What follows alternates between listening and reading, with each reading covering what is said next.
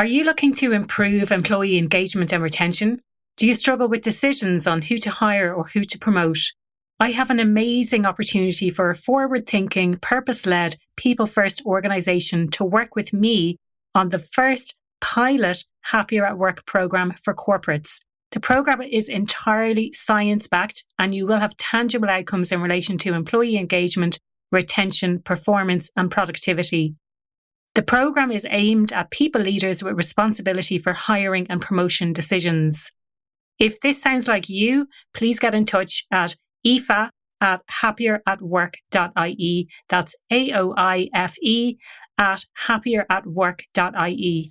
You're listening to the Happier at Work podcast. I'm your host, Aoife O'Brien. This is the podcast for leaders who put people first. The podcast covers 4 broad themes: engagement and belonging, performance and productivity, leadership equity, and the future of work. Everything to do with the Happier at Work podcast relates to employee retention. You can find out more at happieratwork.ie. I also think culture is a very movable thing. So as proud as I was of our original culture, I'm always looking at the future. So I'm a very forward thinking person. I think that's why I'm a coach, right? We're all about forward, moving forward. And I think it's time to press reset. So I think we're looking at the new era. My guest on the podcast today is Stephanie Brady. Now, Steph, I follow on Instagram, and that's how we initially connected. She goes by StephBe, that's StephBe, and we connected there. I really like what she has to say. If you're not already following her, definitely go and give her a follow on Instagram. She is a HR enthusiast and expert. She is leading the people agenda in Retail inMotion, which is IT, retail and aviation, for the last 9 years. And she's part of a key team growing it from startup to becoming a market leader and eventually being bought out by the Lufthansa Group. Stephanie also runs a space called StephBe, which is a space to share her passion and ideas with an ever-growing audience. She shares her passion for HR, coaching, creating a better relationship with oneself, tips and tricks for success, self-discovery, infertility support, books and being a mum. Steph is a connector, a collaborator, a cheerleader, a collector of facts and experts. Combining all of these aspects along with her love of writing and presenting makes the topics she's an expert in digestible for others. And I know you're really going to enjoy today's conversation. As always, I will be summarising the key points at the end, and I would love to get you involved in the conversation on social media, whether that is on Instagram, happieratwork.ie, or LinkedIn, Aoife O'Brien. Steph, you are so welcome to the Happier at Work podcast. I'm absolutely thrilled to have you as my guest today. Do you want to give listeners a little bit about your background, a flavour for what it is that you do, and maybe touch on what we're going to talk about today? Yeah, lovely. And firstly, thank you so much for asking me. I'm loving your podcasts and we share a lot of commonality. So I've been really excited about coming and talking to you today. So where do I start? Okay, so there's 2 sides to me. My day job is a head of HR role in a company that most people have never heard of. We're a little company that tries to do huge things. We're called Retail inMotion, and we're basically trying to change how people experience travel. So when you're on a plane, how you will experience us is you'll either be buying food that we sourced or we'll be engaging with you using our technology. So the crew will hold a handset and everything to do with that handset we've either developed or purchased. And we run the whole end-to-end process for retail for an airline. So we literally run the shop in the sky for some airlines, but for other airlines, they just buy a piece of what we do. And then my other job, my side hustle, as we call it, is StephBe. And it started really as a place or a space to share my passion, which is people and also kind of self-development and self-potential. And then I did a lot of training and I've turned it into like a little mini business. And my company are very kind and they let me play with both at the same time. Yeah. Which probably will add into later on why I'm happy in work. That's one of the reasons that my company let me do and be who I need to be. Yeah. So that's the day job and the side hustle. I've been in Retail inMotion for nearly 9 years, and every day is different, and every day it's changing. And COVID hit us really, really hard. So that's been another journey. Yeah. Yeah, of course. Yeah, I mean, the entire travel industry pretty much obliterated overnight. And it's funny, like we were saying just before we started recording, that I was checking my credit card bill the other day and I saw a little thing saying retail in motion. And I thought, somehow StephBe has crawled into my credit card and started spending money for her company on my behalf. And I realized it was exactly that. It was a transaction that was on Aer Lingus, I think it was. And that's actually what it was. And that made me realize then what it is that you do in your organization. So it's really interesting. We're a tiny company. People have never heard of us, but we are global. And most airlines in the world, we do something for. Okay. Yeah. Like a huge success story as well. It is. It's a David and Goliath thing as well. You know, there's a small gang of scrappy entrepreneurs, you know, back in 2011, 12, 13. And Love it. And Steph, I know that you mentioned that you've been there for nearly 9 years, and you've sort of been there from the start, like you say, scrappy entrepreneurs, and taking it to this kind of global, I'm not going to say giant because you're saying it's a small company, but you've taken it from this kind of small startup, scrappy type of thing into what it is today. Do you want to talk to us a little bit about that journey? And I know before we started recording, we talked about the importance of belonging and creating that sense of belonging in an organization. Yeah. So I suppose when I joined Retail inMotion, I really wasn't sure it was for me. I'd just been made redundant and I planned to take some time off with my brand new little girl who I'd fought for. Like we had years of IVF, and that's something else I'll maybe talk about later with the whole belonging piece. So I wanted some time off, but I was very lucky. The people I'd worked with before, a few of them had gone to different companies, and I got calls from maybe 3 different companies, and Retail inMotion was one of them. So I went in to see them and I was like, these guys are mad, but I kind of liked it, like mad in a good way, you know? Yeah. I loved their ambition, and I loved why they were just trying things, and they kind of were okay with me not having all the, like I had no aviation experience or tech experience. What I did have was great HR experience and retail. But I think sometimes that's good. Like, sorry to kind of cut in, but I think sometimes it's really great to come to an industry without industry experience because you're bringing that new perspective. Yes, and curiosity. Yeah, huge. To learn. Yeah. I'm always the one in the room asking the questions. I have no shame in asking a question, and I'll have a joke about it. I'll have fun about it because I want everybody around me to know it's okay to ask questions. Because if I don't know the answer, there's surely somebody else in the room that doesn't know the answer. And I know that's really cliche, but it's true. And I love calling out that elephant in the room, that thing that nobody's talking about. Like, I get great fun out of it. And I've been allowed to do that for 9 years in RIM. So it's something I really encourage for people coming into our industry. That curiosity is really important because nobody will come in with everything we do with tech, retail, and aviation. I mean, those people are unicorns. So if you can get one, great, and we'll teach the rest. But it took me a good year and a half to really understand what we do because it's so complex. Just so complex, and how we do it is so complex. So I joined, it was tiny and we had nothing. Like there wasn't even a filing cabinet for employees. And that really attracted me too. So I could go in and figure it out myself and try everything. And it's scary, but like also very exciting. But there was no benefits. The salaries were dreadful. So I had nothing really to work with. And it's still very difficult because like I said, we're very small and we're fighting in this war of talent. Google are coming in and knocking on the door of our people. Microsoft, Amazon. I mean, we're losing our people to huge organizations. And I don't have the weapons to keep them, but I do have one great weapon, which is belonging. That was something I recognized really early. I felt like I had worked there forever by day 3. And that is really unusual. The welcoming I got was phenomenal. Even though it was small, even though there was so much to do, people really, really cared about each other.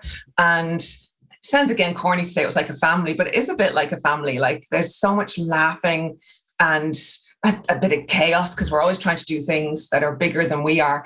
But there was great camaraderie. And it's one place where I would say, for example, on our exec team right now, I know that every single person on our exec team has my back for sure, guaranteed. But there's no doubt for me. There's no doubt. There's not one of them that would throw me under a bus. So there's none of that politics, which again, for me is very freeing and very heartwarming. So really, I felt belonging. And I started saying, right, okay, nobody knows about us. We had to hire 100 people in that first year I was there, and it was just me in HR. Luckily, my very dear colleague, Cora, joined me within a couple of months. She was working in another part of the company and she joined me. But between the two of us, we hired 100 people that first year and nobody knew who we were. So I had to get us on the map. And I was like, well, how do we get us on the map? And I went on the whole journey of employer branding, which we very luckily won an award for last week or 2 weeks ago. Oh, I did see that. Yes, yeah, you posted on Instagram about that. So congratulations, well done. Very chuffed about it because it really was a kind of like a passion project, I suppose, from the very get-go. I mean, when I joined there, our LinkedIn had 100 followers and it was being run by a guy that had been fired a couple of months before I joined. I was like, okay, this is really bad. This is like, there's nothing. So we really started with nothing and we had no money. We never had a budget for anything. And, now we've got 20-something thousand followers. Everybody finds us through our LinkedIn and through our YouTube. So it was a real passion project. And what we really did was we wanted to name what you experience in RIM. And for me, it was the belonging. So if you look at our YouTube videos, you'll see they're so much fun. We have so much crack filming them and they're very us. They're very quirky. They're very us. And they're very heartwarming at times or they're funny. But we're very much who we are. And so, yeah, I saw it as both an opportunity and a weapon in that war for talent. I don't have lots of other things. So people would choose us over a Google because they were like, they might be offering me, I don't know, $5,000 more, but I know I'm going to learn more here. I'm going to get more exposure here and I'm going to have fun here. So I guess that's where the whole belonging started. And then it just morphed from there into passion for employer branding, into how do I figure this out as we get bigger? That was hard, Yeah. Overall, there's 40, but suddenly there's 250, and also all over the world. So that was a real challenge for me pre-COVID. We had bits and bobs of people all over the world, not like a substantial office where you would go and set up a belonging, culture, just like we had in Dublin. We'd have maybe 3 people in America, 2 people in Switzerland, a handful of people in Italy. So again, it wasn't easy pre-COVID to understand how to give them that belonging that we wanted them to have. Yeah. And were they doing that remotely, essentially? Like, were they working from home in those locations? Presumably you weren't paying for an office for 2 people to go into. No, we've been doing remote working for years. We've been doing flexible working for years. We've been doing home working for our own people for years. So all this that came along for COVID, when it was a bit of a shock to a system to have the whole company working from home. But we had that culture of, I used to work 2 days a week from home. When I took the job, they offered me 2 days a week from home. So obviously I took that. Yeah, it was like happy days. Factor. Yeah, it was a big factor for me taking the job. So we already had experience in that. I mean, we didn't expect to have to do it for so long. And Dublin, the office was always a place where you came to and felt like you belonged. But early days in COVID, we said we would go remote first with a home. Yeah. So really Dublin, and we've got an office in Cologne as well, also an amazing culture. So we said like they'd be our home, so we go remote first. And so that's what we did early days, because people were asking me from the very start, what happens? What's going to happen after COVID? That was like month 2 or month 3. So we said, let's get ahead of this and just do remote first. I mean, there's so much to unpack there. And I suppose one of the things that springs to mind before we go into the kind of bigger concept of belonging is the fact that you're owned by a massive, massive company. And what impact does that have? Or does it have any impact? It just, Yeah, it doesn't. Again, that's been a journey too. So they bought 40% of the shares just before I joined. And the guy who owned it at the time was struggling with that, with having sold 40% of his baby. Yeah. And his culture and their culture were so different. And then the plan was to sell the rest of the company later on, but that sale was brought forward. So, I had no experience of M&A or being taken over, bought over. So that was a massive learning journey. And it wasn't easy. But what they decided was that they would ring fence us, so that they didn't, do the typical come in, take over a company and then ruin that company. They did that really well. And they really, and another thing I love about my place is you have a voice. So I have a voice at the table, I have a voice with LSG, our mother company, and it's nice to know you've got that voice. Doesn't mean you'll always get things your own way. I don't want people to think that, but you could be in the company 2 days and you've got a voice. We hire you in for a reason and we want to hear your opinion, Yeah. So the first couple of years it was okay. The only parts of the company that really felt it were finance and HR, which is normal. But again, I had real voice and power to say, no, that's not going to work for us. And no, you said we were ring fenced. Yeah, okay, we'll do that bit because that makes sense, Now, over COVID, that's changed quite a lot because our position in the company has really changed. It's very difficult for our mother company at the moment because they're a manufacturing company. And, and we're IT. So even though we had a big hit at the start of COVID, the airlines actually needed us more as time went on because we were enabling contactless. Okay. Yeah. So we enable people not to use cash on a plane. We enable, purchasing over the web, pre-order.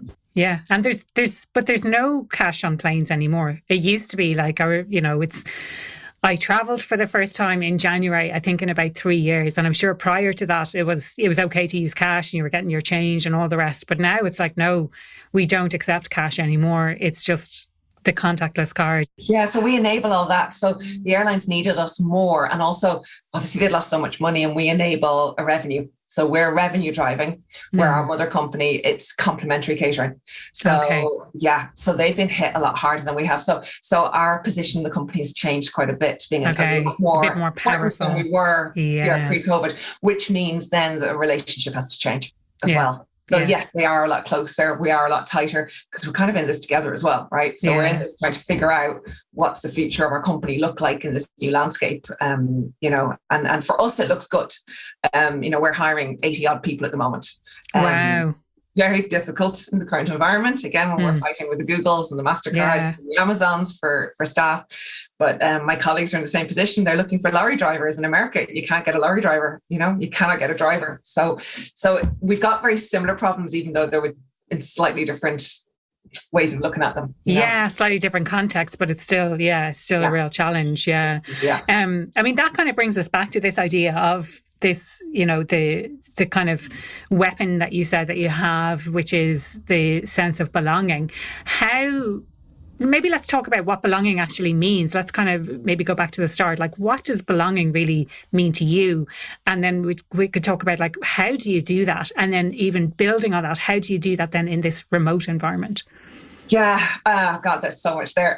Yes, I know. That would be the rest of the podcast, Steph. Right.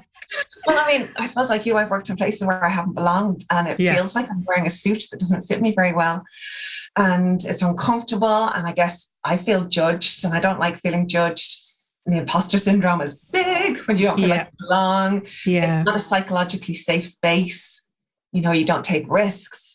It's harder to learn and to grow. So I knew what belonging didn't feel like. And also I moved to Ireland when I was 5 and I never felt like I belonged for a long time. So as a child, belonging was very difficult for me. Yeah. When I find it, I'm like, ooh, this is nice. So I guess it feels like coming home, and also that I can be the best version of myself, but also I can be like authentically myself. And that is so important to me. That's probably one of the reasons I'm still in RIM for 9 years, apart from the fact that I love my job and I love the challenges and I've learned so much, and learning is such an important part of my job for me. In the old days when I was retail, as soon as I got bored, CV was being typed, right? And I never get bored in RIM, like ever. Always something to challenge me. And so I guess that's what belonging is for me, where I can be myself, I can share things, I can go to somebody and go, this is hard. I don't know what I'm doing. And you don't get that everywhere. So I got that in RIM from the start. I found it hard to lean into it for a while. So like when I got the job at the start, I think my title was HR director, and I was like, oh man, I don't know if I can do this. Are you sure you picked the right girl here? And the usual imposter syndrome. So I don't think I lent into it for a while. But then I did a couple of great courses at the same time. I had a couple of great opportunities. Lufthansa put me on one of their high performance leadership training groups. Phenomenal. And it literally changed my life. And I really understood who I was and where my strengths were, At the same time, RIM allowed me to get an external coach. So he was working with me at the same time. And then from all that work, I went on to become a coach myself. So again, there was a whole other growth journey there. So I guess within all that, then I started really leaning into, that authenticity and that psychological safety and being able to have the right vocabulary to ask for the right help. And that's really something I'm passionate about now with my own clients, both my internal and external clients, is giving them the vocabulary to ask for the right help, but also the right environment for them to thrive. And I guess that's what I get in RIM. And I was able to finally put it into words through those wonderful courses that I was on. That's what I get every day. And I can ask people if I need to every day, or I can offer the right help, not blanket help that you do when you're not as confident. I can go, well, I'm terrible at that, but that I can really help you with, Yeah. Really understand where, you add value. And sure, that gives me a buzz like all day, every day, because you come out of your day feeling like you've had a good day, even if you're doing really hard things. Yeah. And I think that's what I got in RIM. And then also, I think the other piece is values. So, as a coach, we understand how important values are. And it's a huge piece of work we do. So what I did in RIM was I took the learnings I had as a coach, and we did an amazing exercise just pre-COVID. We literally launched it just pre-COVID, where we completely redid our company values, vision and mission. And we were so excited about it. It had been done from the employees upwards. Mm-hmm. And we were so excited. And then COVID hit. We actually did launch parties all around the world, which we'd never done before. Yeah. And so what I did was I started teaching people values, like the RIM values. And that was okay. That was a good session. But then I figured out, hang on, where do you get real belonging is where you understand where your values connect with the RIM values. So absolutely. Yeah. Took a totally different approach. And I'm thrilled with it because we do interviews with our new starters when they're 6 weeks in, see how they're doing and what we could do better in every element of their, interviewing, onboarding, attraction. And one thing I've been told they love is the value session that they have with me. So what I do is I go through what their values are, and I really have a great exercise I bring them through. We spend about 2 hours on it, working through so they can identify their core 5 values. And then I bring them through the RIM values and I get them to connect them, because, most values have some sort of similarities, Yeah. And that for me is much more effective, is seeing how you connect with the RIM values rather than saying, here's the RIM values, now go off you go. Go and figure it out yourself kind of thing. How do you move them? So I think it's much more effective, and it really shows them that they can belong. Once they have an understanding of how they adapt the RIM values for them and how they can live in their values, because most people don't know what their values are. They say things, we all say things like, fairness and trust, but really, what are your top 5 values? Mm. So I get them down to their top 5, and then I show them how to live in their values every day, and, what to do when you're not living in your values and how to put the vocabulary on it. So I think that really helps the belonging. And then I guess for myself, I've got my values written on my computer right here, and I look at them every day to check in, and particularly in the hard times, when you're writing that email that to the person that's really driven you crazy, the emails you're not supposed to send. Are you trying to tap in now to your value of kindness and saying I need to really be kind to this person when I'm responding? But that's the thing, are you, because your values are only as good as if you're living them. So exactly, if I am cross, if I am having a day, I'll check in my values and go, okay, am I responding that way? Well, then no, then we need to just take a moment. Yeah. So they all make me feel like I belong, because I can do that. I can live in my values. You need to close down your emails and think about responding another time. Yeah. Exactly. Yeah. So I think we've gone off track there, but no, not at all. No, I think everything that you're talking about is brilliant and totally ties in with everything that I believe in as well. And I love your approach of making it real for the people in the organization, because, for me, this is kind of a parallel concept, but it's about making the expectations clear about what is the expectation in this organization, and making it obvious, the direct link between what people do on a day-to-day basis and the success of the company. It's the same with values, making that link a bit more obvious to people about what they do and how they behave on a day-to-day basis, and what the expectation is around that behavior and how they can then make that link for themselves. I think it's really, really important. And going back maybe to the original point of this competing. And there's you're not alone in competing with the likes of Google and, the likes of these large global organizations that have money, and they have, people know about them. You were saying, like, people don't necessarily know about your organization. So there's all of these things that you're competing with.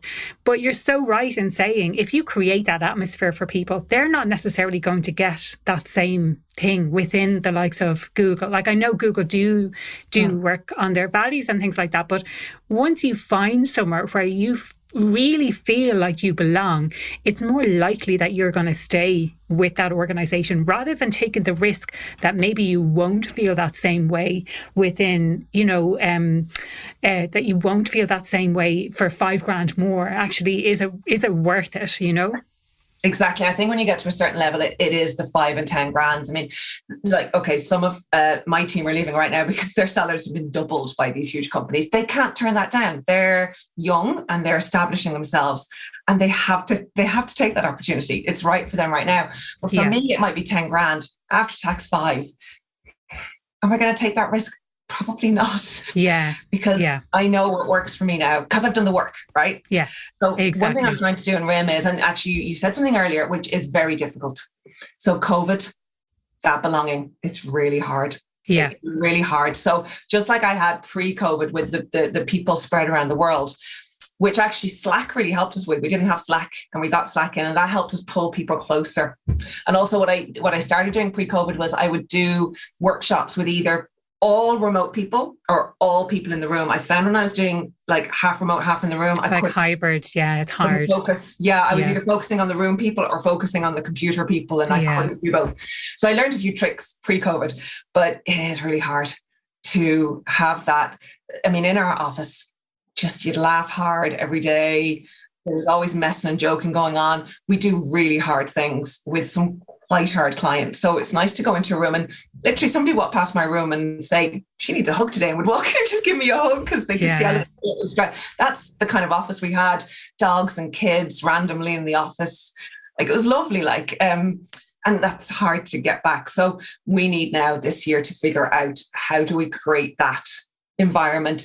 Maybe not all the time, maybe regularly, right? Yeah. So the office will experience that, and it fills you up for a week, a month, whatever it is, your choice. We've got to figure that out. That has been really difficult, and I haven't figured it out yet. Yeah. Well, I was going to ask, so have you done anything around, or I suppose the question kind of is, how did you maintain that culture? You're saying it was difficult, but was it possible in any way to maintain that culture when you were remote?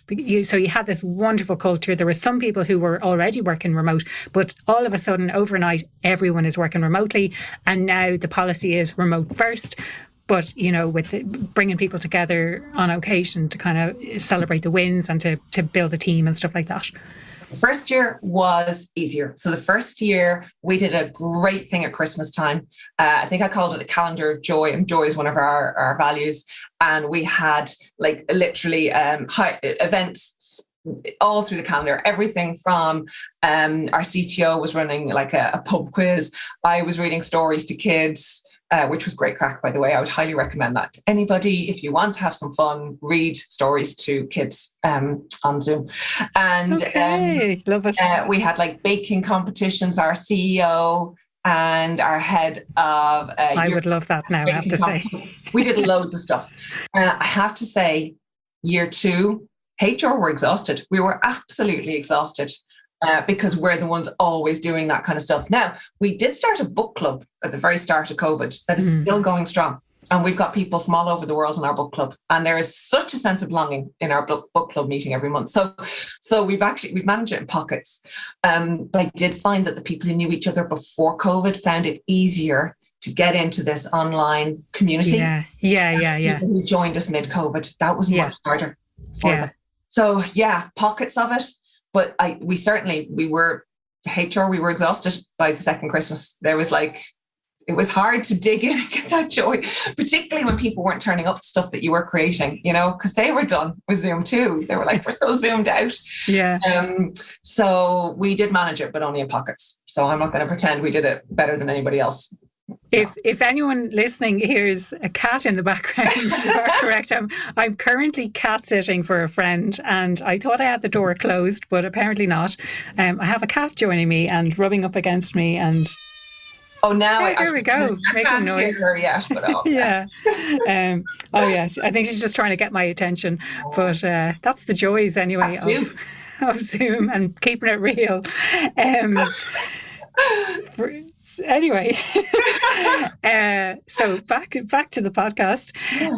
No, that's brilliant. I mean, and everything that you're kind of talking about. You mentioned that one of the values is joy. What are some of the other values, or what are all of the other values that you have at Retail inMotion? Yeah, so joy, making a difference, respect, and ownership. And what we've done is we did a thing called operationalizing the values.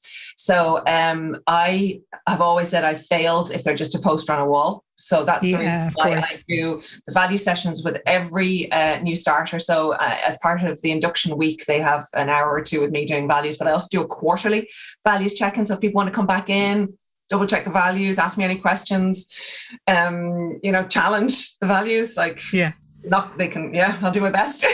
But so that's why I keep those value sessions alive. But also we operationalize them. So what I did was I did workshops, and actually I was really impressed. And this is pre-COVID. I nerd out about values, right? Because I get them. But I always think they're not for everybody. A lot of people eye roll at this stuff, right? But I did these workshops where I invited everybody in the company in, and I said, what I wanted them to do was, okay, we had the words, we all had agreed on the words, and the exec team said, yeah, I like the words that you guys have come up with. But what does that mean? What do the words mean? So I got them all to go off in pairs and tell me what each value, what does somebody look like, walk like, talk like, smell like, who says that is their value? Tell me what they look like. And so all the employees did that, and loads of them came to these workshops. I think I did 14 workshops with maybe 15. I don't know. I did loads of them, did remote ones as well. The remote ones were so well attended as well. So people really cared and really had an interest. So we had a long list per value of what the operationalized values were. And now that's something as well I go through in my value session is not just the words, the words are the words, but let's take your top 5 values and go against each of the things on the list of the operationalized values. And how does your word connect with that? So you mightn't connect with the word joy, but you might connect with some of the things in the word joy. Yeah. You find fun kind of could connect with joy, depending. And I always think the words, not that the words are meaningless, but it's exactly as you say, it's the description and what does that actually mean, and what is the behavior and what is the action and what is the decision associated with joy. So, if you're having a bad day, joy means, well, geez, it looks like Steph is having a bad day. Why don't I go in and bring a bit of joy by giving her a hug? Mm-hmm. That's... And it also restarts the self-awareness journey as well. So the value session. So for me, again, if we go to, what does happiness mean for me and for work? Resilience and positivity, right? And where do they start with self-awareness? So the value session really get you to check in. Well, do I do this all the time? Am I at 50% or 90% or what? Who am I when things are tough? I mean, that's a really interesting question to ask yourself. Yeah. Who am I when things aren't going my way? Am I still living in my values? Because most of us would struggle. And that's really where happiness starts coming in, where I talk a lot about my baseline of positivity and resilience. I don't believe in this toxic positivity. But as I've done all this work on myself, my baseline is higher. So when something happens, I don't fall as far or for as long. And for me, again, values are a great way to start working on those baselines. No, that's brilliant. And I love that. And it is exactly that. Who am I when things are tough? So it's not just about when things are smooth and easy. It's thinking about, well, who am I really? And sometimes we go to the extreme and we focus on the who am I and, kind of be real negative about ourselves. But actually what other people see is mostly the positive side of things. They don't know what's necessarily going on in your head. They're not going, Steph is going to write me a really nasty email now. They're just the recipient of this lovely, pleasant email that you've sent a day later than what you had originally planned. But yeah, no, it's so interesting, everything. And one of the things with values is I always worked in organizations that had values, and some of the values were really obvious. Some of them were lived and really clear. And and then others maybe not the lived experience, or kind of almost a joke, because like, you know, I think one organization I worked in, the value was simple, but similar to yourself, Steph, it kind of takes about a year and a half to get up to speed with everything, because it's such a complex organization. And people used to kind of laugh at that and say, well, we're anything but simple. You know, it's such a bureaucratic organization as well. So, but it wasn't really until I did, again, my own work on myself and the coaching diploma that I did, that I fully understood what values were. And then when I went on to do the research as part of the master's, the importance of values in organizations really clicked, and exactly that alignment. And it's not just about what the values are for one person, or what the values are of the organization, but finding that alignment between your own personal core values and the values within the organization. So it's so interesting what you say. Is there anything that you want to share in terms of like the future, what the future might look like, how to maintain that culture in this kind of more hybrid environment, or any thoughts or advice for anyone who's listening today? Well, I also think culture is a very movable thing.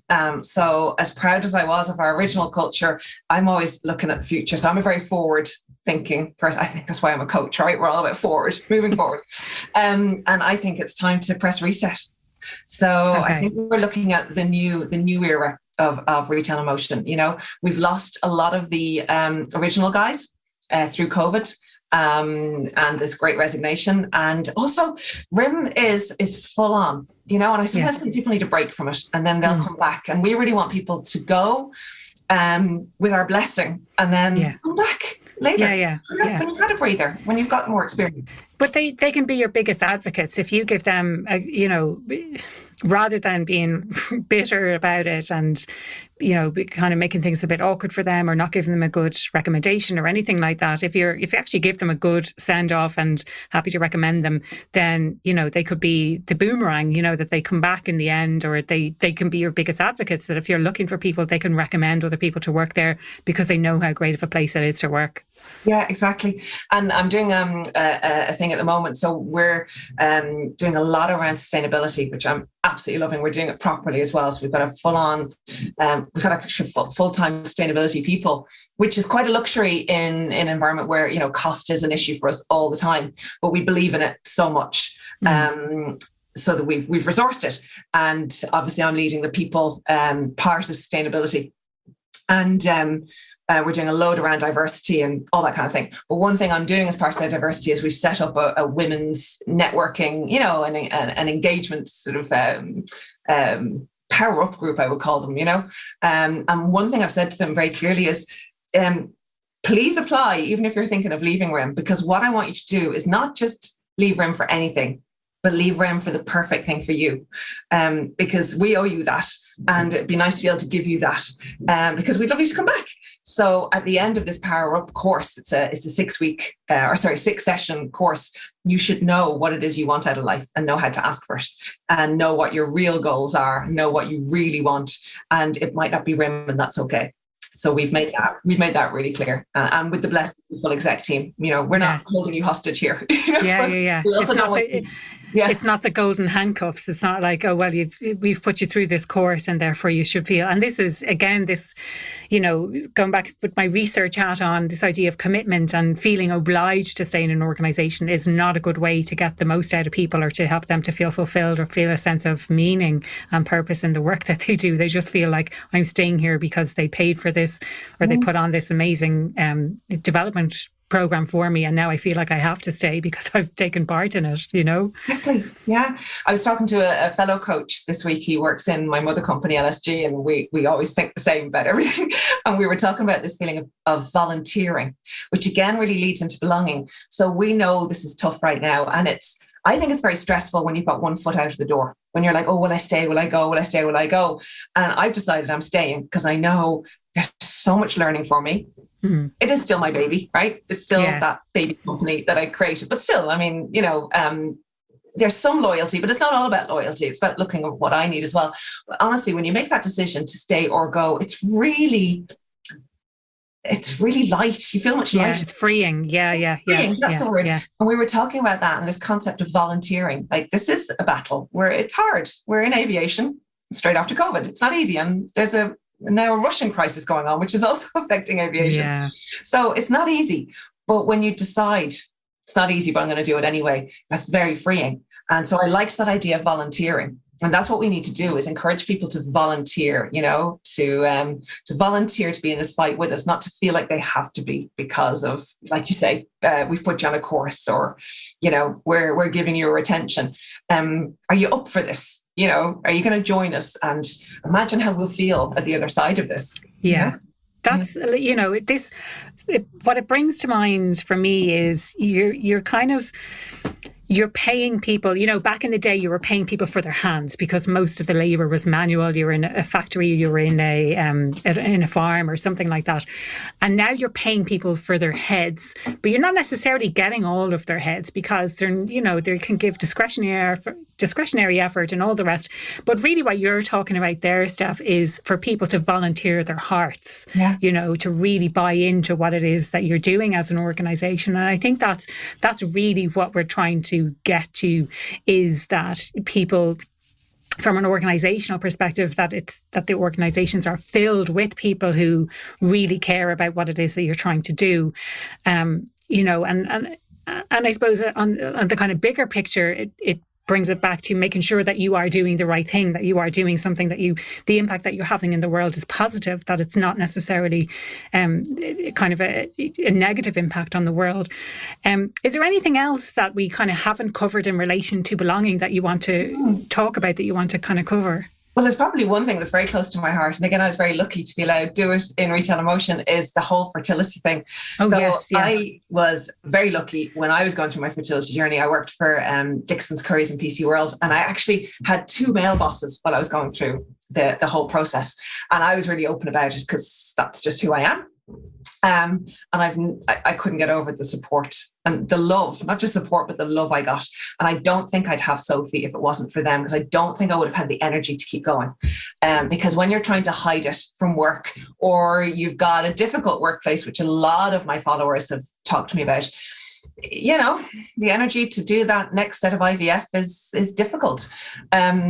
So when I was in Retail inMotion, and once I got comfortable with sharing my story, I asked them, would it be okay if I launched a fertility policy in work? And they were it wasn't just a yes from the exec team. It was like a hell yes. In fact, one of the gentlemen I spoke to started crying as soon as I mentioned it to him, because he'd also had a very hard journey, which he hadn't shared with people. And we're just a very nice exec team. Like, they're all young and they're very family focused. So we launched that. And then this year we launched a surrogacy policy, which is a lot more challenging because there's just no legal entitlement. But we gave anybody in our company who's going through it everything that they would possibly need, paid leave and et cetera, et cetera. But we also made it applicable to any kind of family. So, LGBTQ, single mom, single dad, whatever your family is, our policy will cover you. That I was very proud of, but that also for me is a sign of belonging, Yeah. No matter what you're going through, you can have a home with us, But it's like you've kind of, by talking about your own journey, you've given permission to other people to talk about their journey as well. Like, that man you talked about who kind of started crying because of it, in sharing your journey, you've given him permission to talk about that. You've brought it to the fore.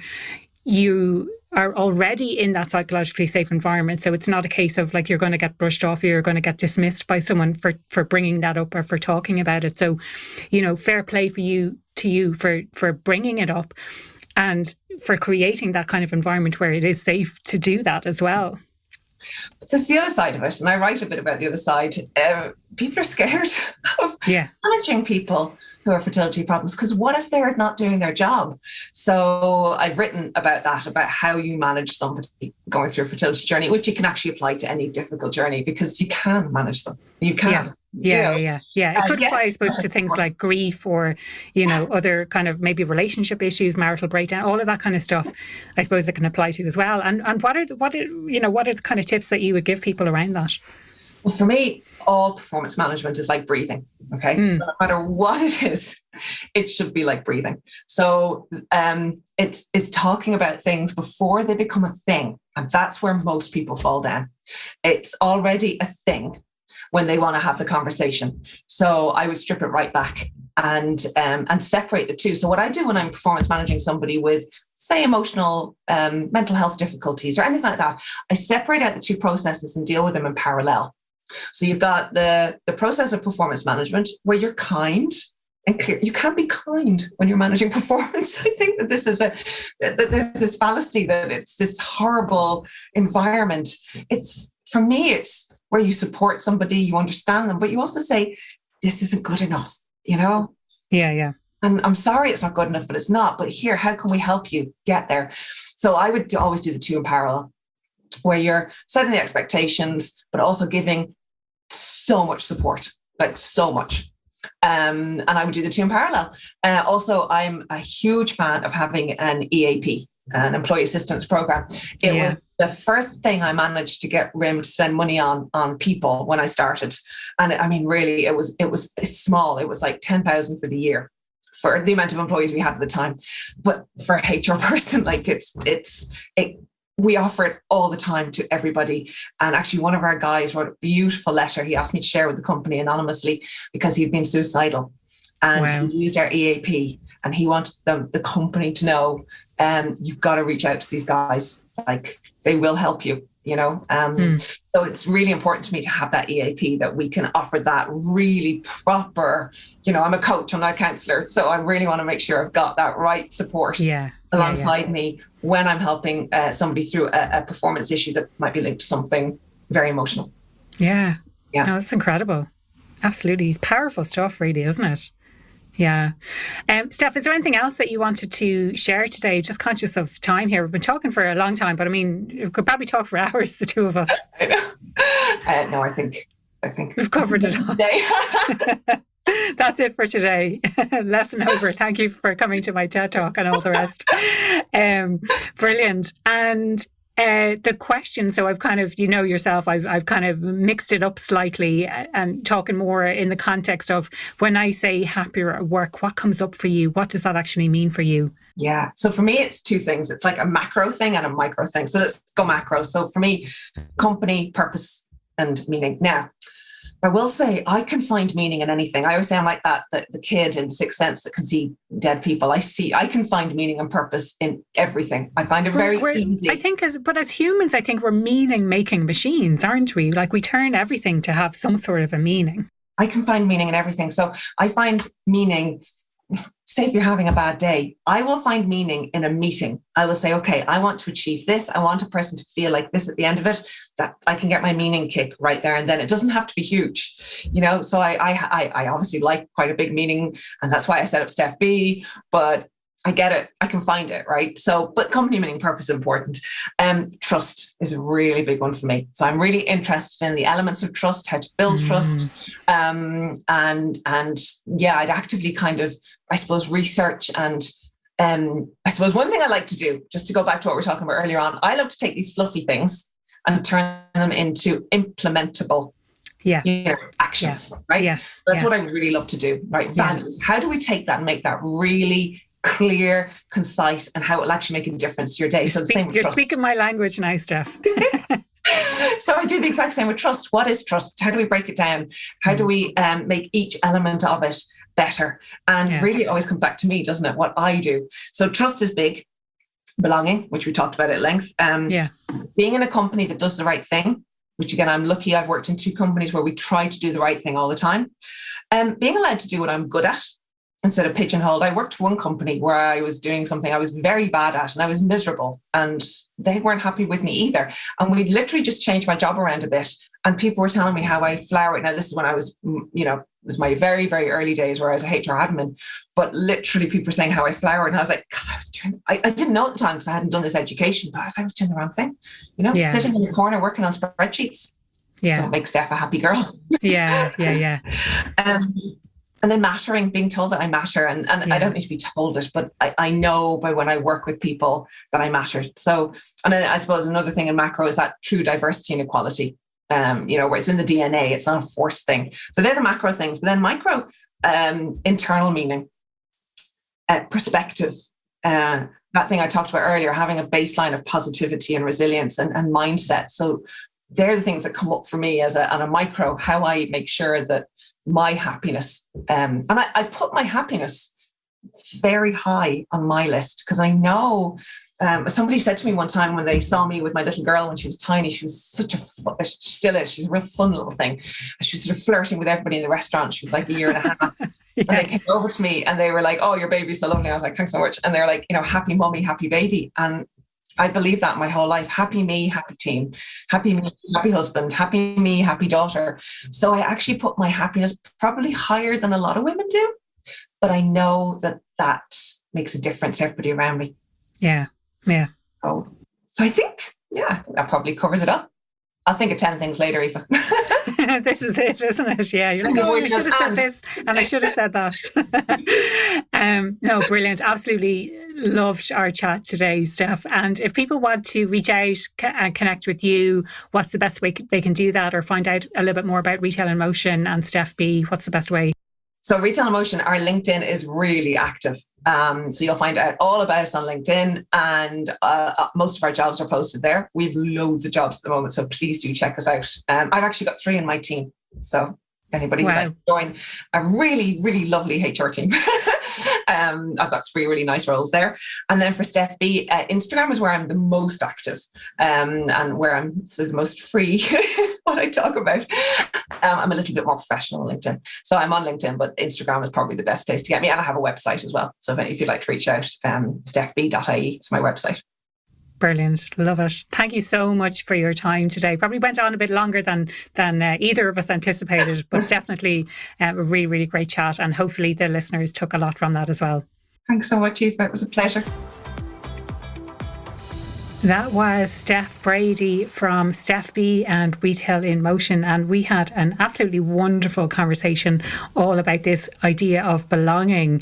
Now, before I go on to summarise some of the key points, I did want to highlight that I would love for you to get involved in this conversation of belonging. So your own feelings of times when you didn't really feel like you belonged, or in creating this sense of belonging in an organisation. I would love to hear your thoughts on that, and do get involved in the conversation on social media, either through StephBe, so that's StephBe on Instagram, or happieratwork.ie on Instagram, or through either myself or Steph on LinkedIn.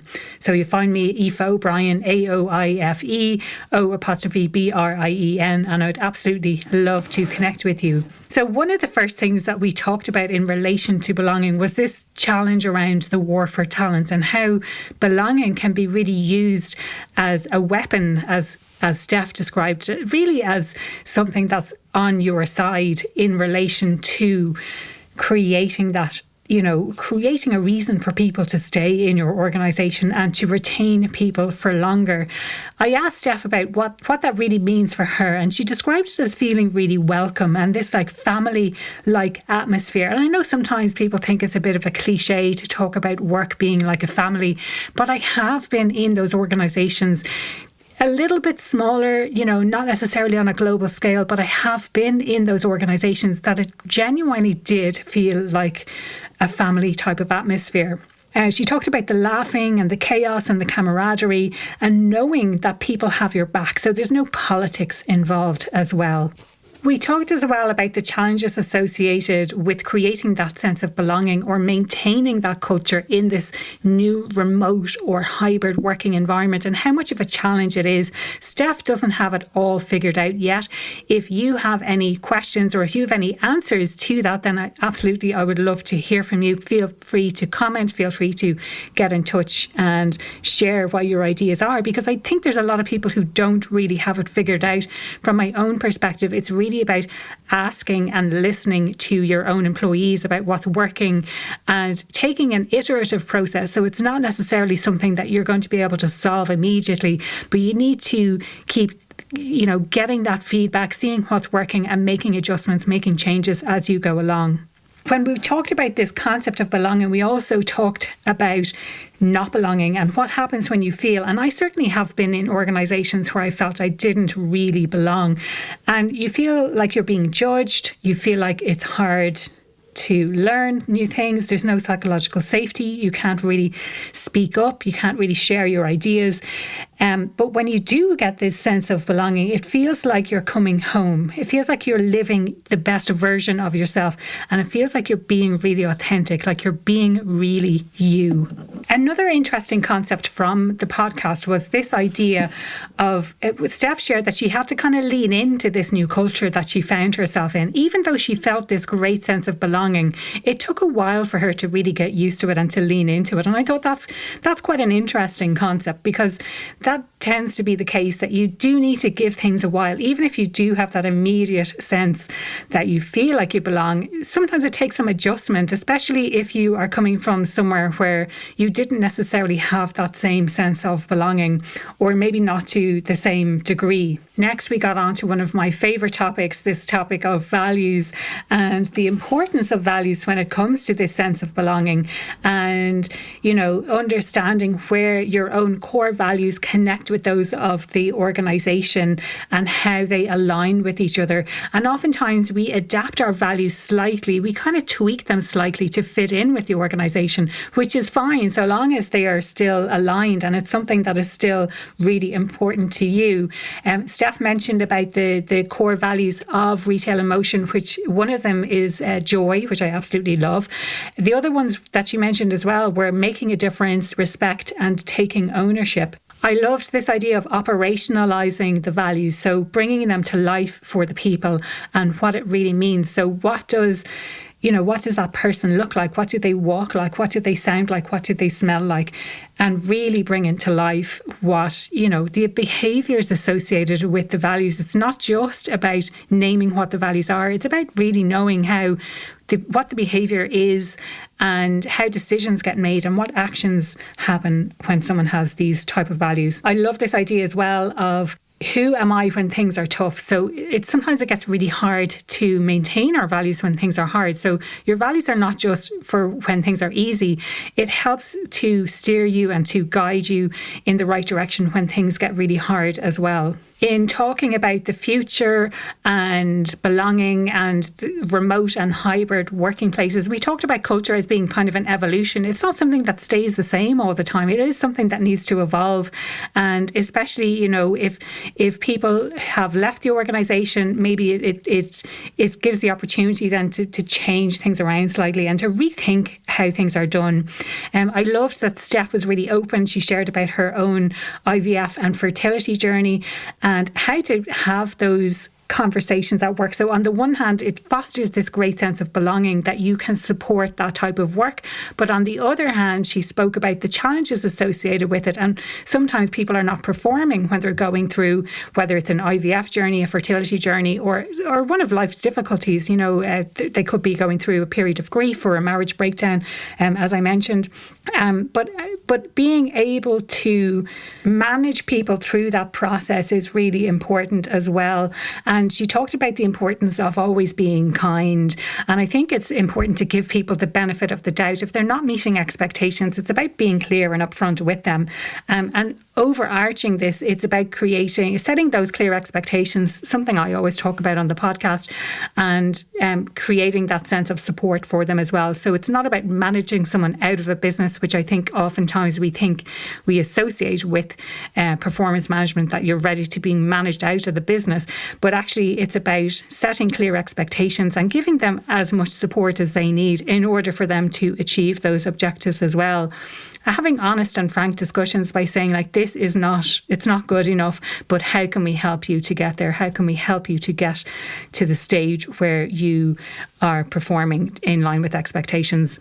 So I really hope you enjoyed today's episode. As always, as I mentioned, I would love to get involved in the conversation. So do feel free to reach out, and I look forward to speaking with you again next week.